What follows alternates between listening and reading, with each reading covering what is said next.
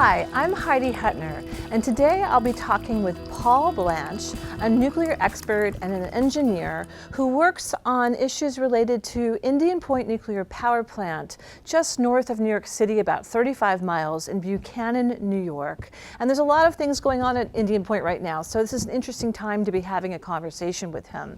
Hi, Paul. So glad to have you on the show, and I wanted to ask you if you could answer some questions about what's happening in Indian Point. We have a tritium leak. We have the Spectra pipeline, which is slated to be built right on the property there. So could you, speak about what's happening now at Indian Point? Yeah, let me thank you, Heidi. Good morning. But just a little bit of my background. I live about 90 miles away from Indian Point. I used to work for the president of Indian Point. I have about 50 years experience. I'm a registered professional engineer. I've worked at many nuclear power plants. I've been an expert witness for the state of New York and an expert witness for the people who were recently arrested for trespassing at Indian Point. And my experience is extensive in working with the Nuclear Regulatory Commission. I've worked for over 25 years at other nuclear power plants, primarily here in Connecticut. And lately, I've been concentrating on the dangers of nuclear power plants, and especially Indian Point Nuclear Power Plant, which I consider, given their situation right now, the most dangerous nuclear power plant in the country and possibly the world. And the reason I say that is twofold. Number one, these nuclear power plants, while I am not opposed to nuclear, I used to sleep 100 feet away from a nuclear plant on a Navy submarine that was operated safely, and I always considered it safe.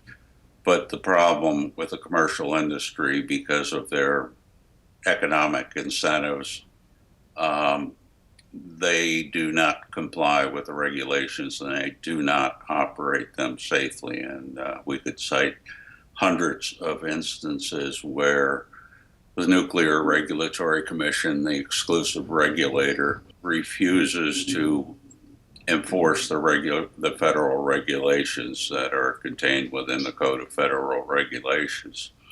Now, I said before that I believe that Indian Point is the most dangerous plant in the U.S. It's located in the highest area of population in the country. There are approximately 20 million people residing within 50 miles of the plant. And what really compounds that factor is the fact that we have natural gas transmission lines running adjacent to vital structures of the Indian Point Nuclear Power Plant, and now they are constructing a brand new 42-inch diameter high pressure gas line also in the vicinity of the nuclear power plant. Mm-hmm. Just to give you an idea of the amount of energy that goes through these gas transmission lines, every minute the amount of energy is equivalent, or every 4 minutes, the amount of energy going through these lines is equivalent to the atomic bomb that was dropped on Hiroshima.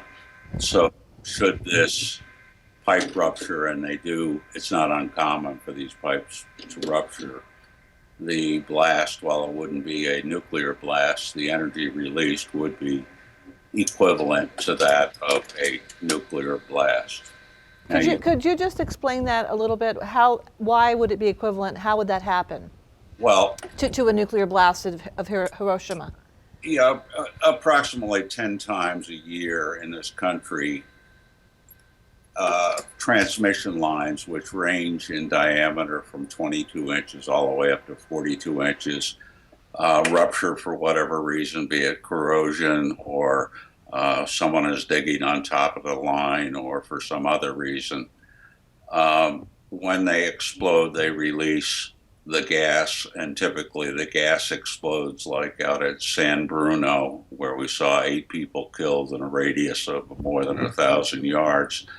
The energy from that blast is equivalent to many millions of pounds of TNT equivalent.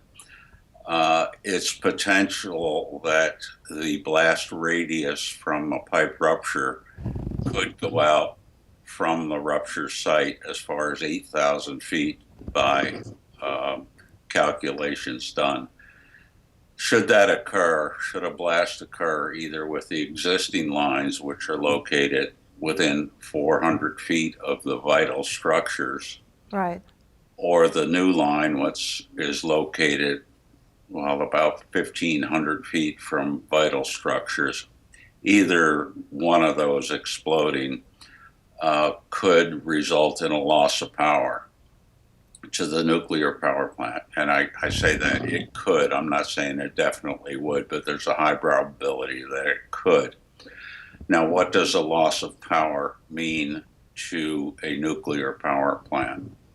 The Fukushima event, which happened 5 years ago on March 11th, wasn't caused by the tsunami or the earthquake. It was caused by a loss of power. Should a loss of power occur to the entire plant, and again, I'm not saying this would absolutely happen, it's just that the probability of it happening would significantly increase. But a complete loss of power, I can assure everyone, would cause an event that would be much worse than Fukushima for a number of reasons. Number one, the high population density and the infrastructure surrounding Indian Point, located about 25 miles north of New York City. And the fact that the Indian Point nuclear power plants have been operating, and there are 3 power plants there, been operating for a much longer period of time than the Fukushima reactors, meaning they have much more radioactive material stored on site capable of being released to the environment. Some estimates of the potential damage approach $8 to $10 trillion. To put that in perspective, that is about 10% of the gross domestic product. It would literally destroy the economics of the United States should that occur, because it's such a large portion of our country.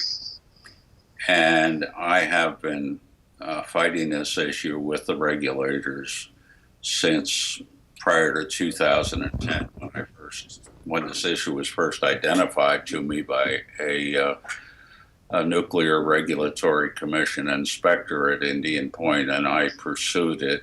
And since I've pursued it with the Nuclear Regulatory Commission formally.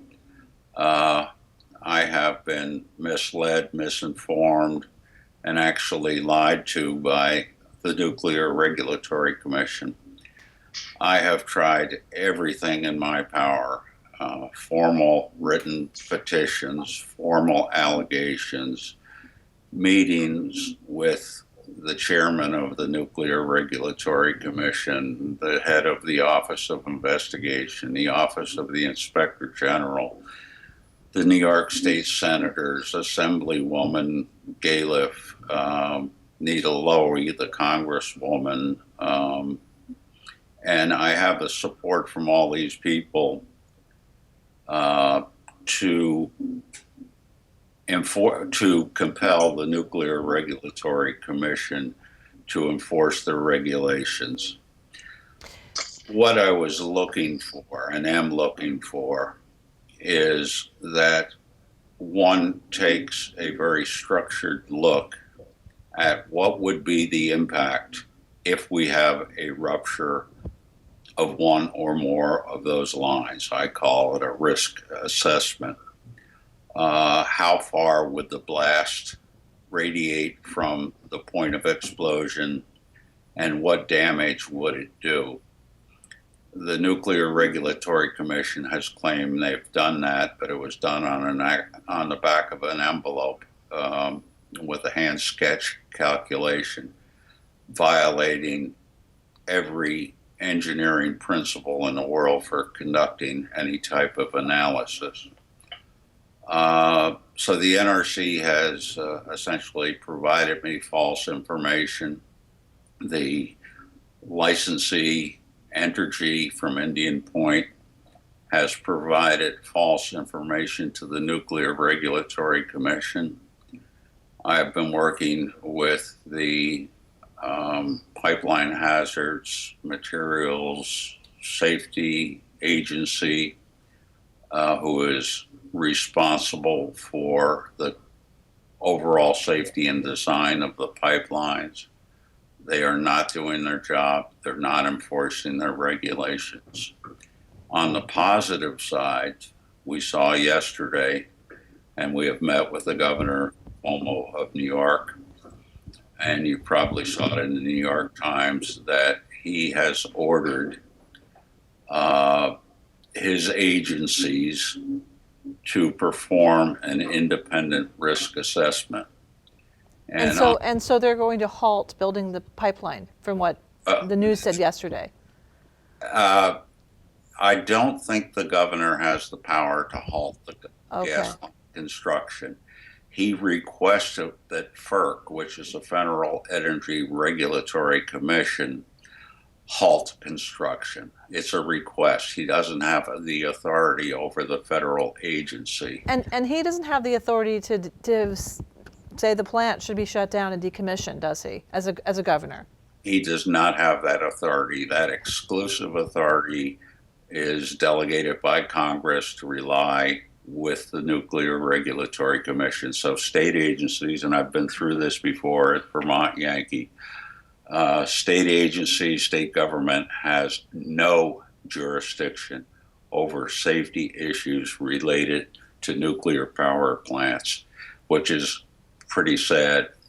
It is sad. So I'm wondering, we don't have a lot of time, so I want to just ask you a few questions, if you don't mind, which is, for people who are listening and who are concerned, they ask, and people ask me all the time, because I'm someone who's concerned about Indian Point, and I've followed closely what happened in Fukushima, and I've interviewed a lot of women from Fukushima and men, and on various issues related to the post-event and pre-event, and engineers. I've spoken with Arnie Gunderson, who's a nuclear engineer. You probably know him.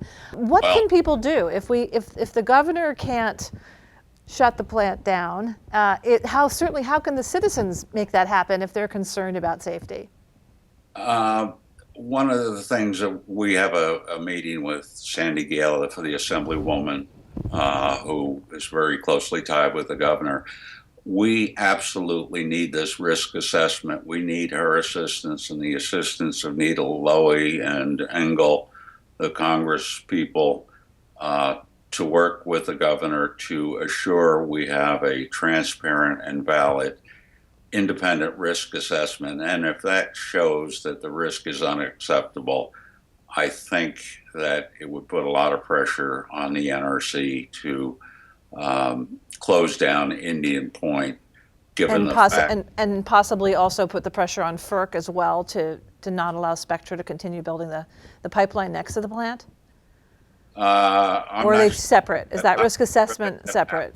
We're talking some big money here. We're talking billions of dollars with FERC and their construction. Right. To stop that is going to be very, very difficult. They're going to fight the governor tooth and nail on that one. I doubt they're going to do it.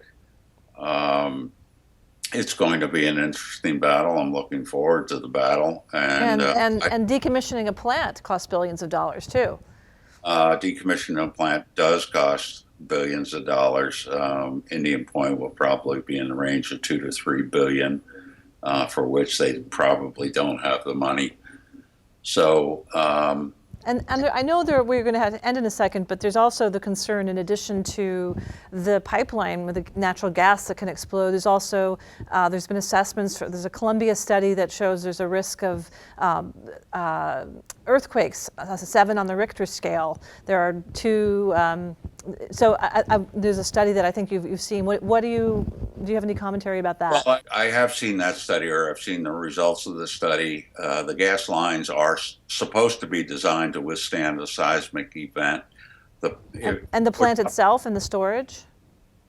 The storage site that's holding the nuclear waste, can that withstand? They're designed for seismic. Whether they're designed adequately for that Richter 7 earthquake, I'm not sure. I'm more concerned about the rupture of a 65-year-old gas line than I am a seismic event that I think has a lower probability. I see. So we have to go, and this is just to me, it's a very scary issue. I think it is for a lot of people. There are many folks right now who are protesting up near the plant.